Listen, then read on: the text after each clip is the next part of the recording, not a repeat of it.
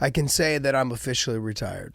You know, I can finally say it. And the thing is you have to say it sometimes just to say what you just said. Is I realized I was taking more shots than I should have been taking, and I don't want to live that lifestyle. I didn't want to be in there as a punching bag to anybody, you know. And I was taking more in training, and that's the thing. People only see the ones you take in the fight. They don't realize that you're taking more in training too, because there's young, talented studs in my gym, you know, and those guys are whooping your ass too. It's not just not just the one guy in the cage that you're fighting. You know, it's the lead up to it. It's all the other shots you take in there, and that's the hardest part.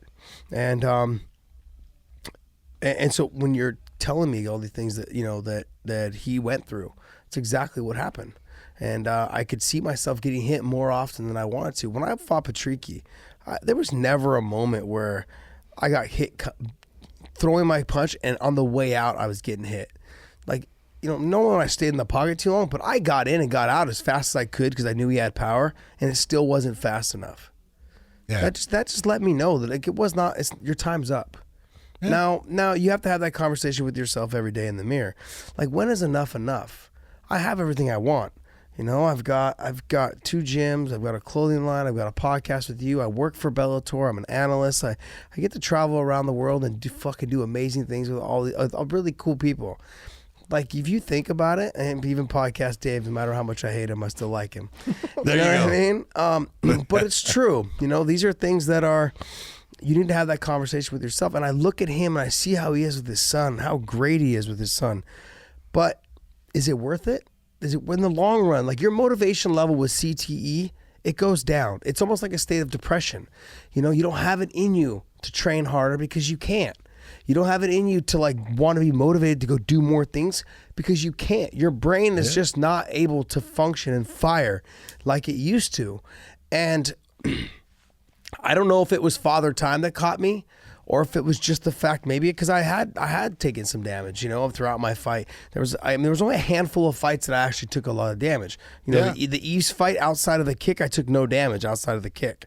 You know, the Hermes Franco fight, I took damage in the 3rd round. All my other fights, I had a couple little shots here and there, but I don't ever recall, like, majority of my fights, I left with almost no marks. You know, my 3rd Gilbert fight was the one I probably took the most damage in that fight, but I got hit with some clean shots. But I felt like you both took the most damage in that fight. Exactly, it was. Yeah. I took some shots in the 2nd fight, a lot of shots in the 2nd fight, but it was a lot of mixing up of everything. And I just look at him. And towards the end of my career, I look at him and exactly what you said. Like, his last 10 fights he's taking more damage in probably the last 3 or 4 that he took almost his whole career.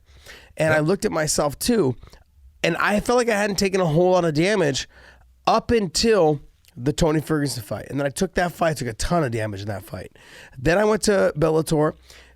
1 fight, really no damage. 2nd fight, really no damage. But I could also feel the difference of when I got hit and how I felt when I got hit versus, like, just walking through it. And once you know, I could come to grips with that. Every day I would tell myself, dude, you're getting hit and you feel these shots now. I never used to feel them, you know? And then now when you feel them, you're like, all right, this isn't the same. This is not what I fell in love with. This sport is not this feeling of training and getting hit, and it's not the same anymore. And I never wanted to be anyone's punching bag. You know, so I can straight up just officially say that, you know, I'm retired, and that's kind of the best thing. I think it is the best. I enjoy everything I have going right now. Scott Coker, my relationship now is because of everything that I've done with you, with this guy over here, you know, with Dave, and it's just the friends that we have on the Bellator set and the production team, and, you know, I'm really good friends with Rich Chow and everyone that works for Bellator, Kogan, you know, and Jordan and all them, you know, but. It really, like, when you're talking about Cowboy, it's tough. It's tough, man, because I want him to have a good life with his son after.